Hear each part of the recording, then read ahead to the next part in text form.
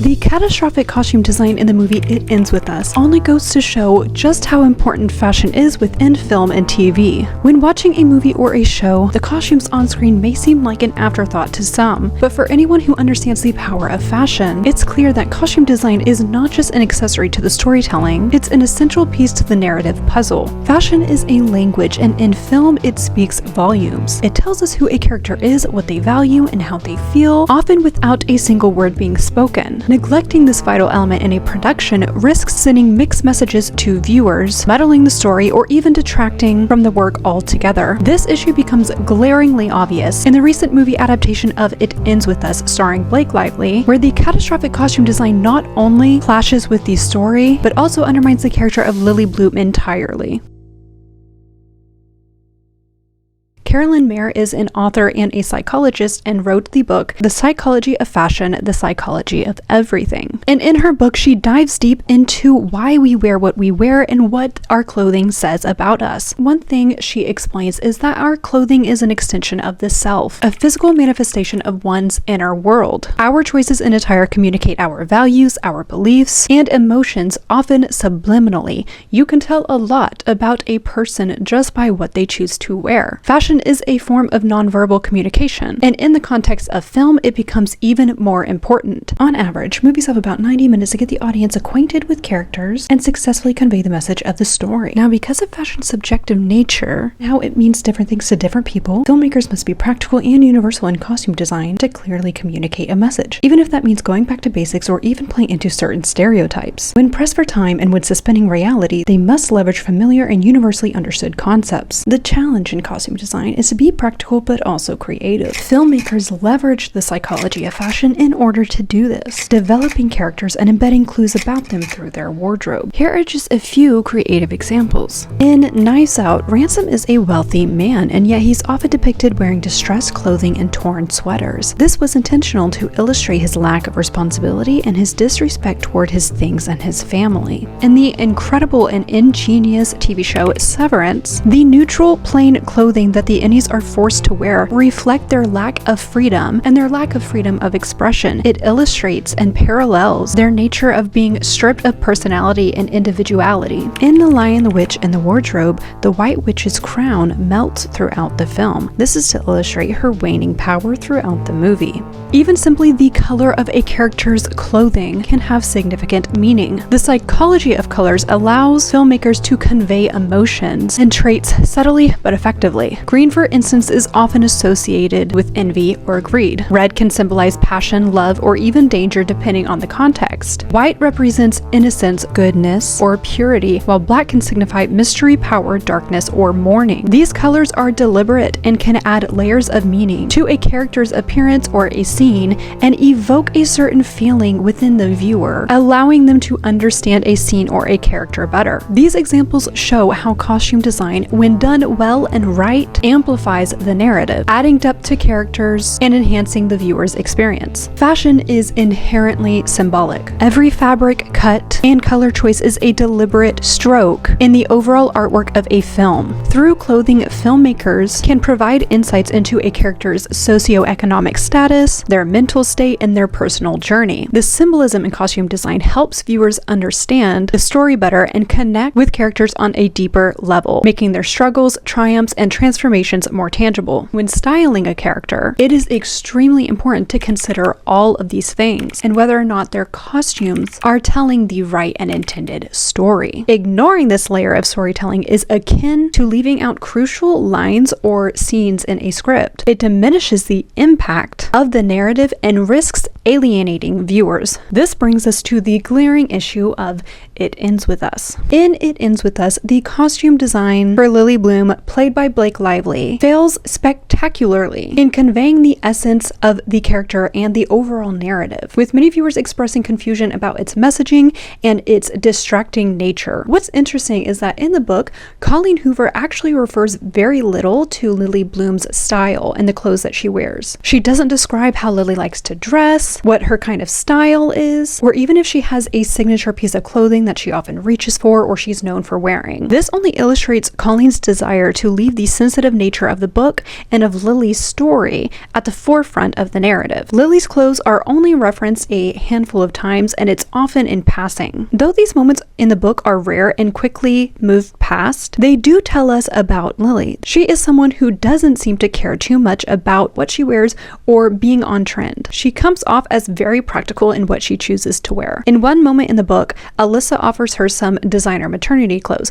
to which she responds, "I could never wear these, they're all designer, I'll get them dirty." The book does often refer to certain pieces of her clothes, which for the great majority of the time are always a shirt and jeans. So again, she seems to choose clothes that are practical for her lifestyle and her job. One of the only times we ever read about her wearing a dressier outfit is when she's attending Alyssa's birthday party and wears a black dress. Even this, though elegant and sophisticated, illustrates her level of practicality and simplicity in her wardrobe. Black dresses are effortlessly elegant. They go with anything. They're easy to style and they don't require too much thought. Perfect for someone like Lily. Now, when it comes to her overall appearance, Colleen Hoover writes more about Lily's natural beauty than anything. Her erratic red hair is mentioned on multiple occasions, and in one moment of the book, Ryle talks about her pigmented lips that don't need any lipstick. This paints a picture of a character whose natural beauty stands out more than anything about her, including her style. So what we know about her is that she's a natural beauty, she's a hands-on florist. Just this alone paints a picture of what her wardrobe would look like. Her clothes should be practical for her job and they shouldn't overshadow her natural beauty. However, in the film, her clothing choices feel chaotic and disconnected, clashing with Lily's personality, her lifestyle, and the tone of the story. Rather than complementing her natural beauty and reflecting the narrative, the outfits are over the top,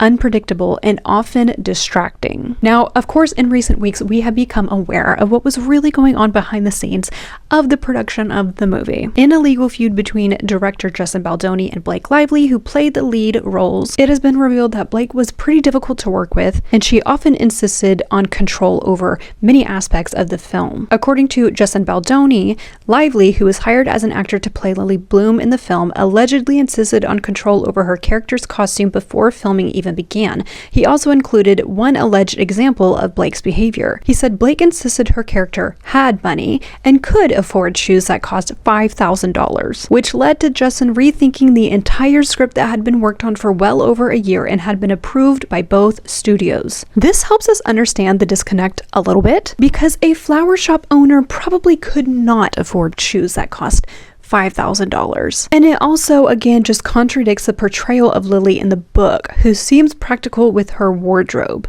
and probably would not spend $5,000 on a pair of shoes. It doesn't add up, so it feels off. When examining many of Lily's outfits, there seems to be a theme with patchwork. Now, one might argue that the patchwork style of her outfits could symbolize her desire to heal from her trauma and piece together a new life. However, this was just an interpretation that I came up with when digging for an explanation as to why the costume design looked like this. With that in mind, I don't think Blake Lively was thinking that deeply about the patchwork, so this interpretation just feels unintentional on her part. And even if it was intentional, it's poorly executed because the outfits lack progression, failing to reflect Lily's journey throughout the film. For instance, if the intention was to show Lily using these chaotic outfits to hide behind and to distract others and perhaps herself subconsciously from the reality of her and Ryle's relationship, we should have seen a transformation in her wardrobe throughout the film and throughout her relationship with Ryle. A great example of this kind of transformation through progression and character development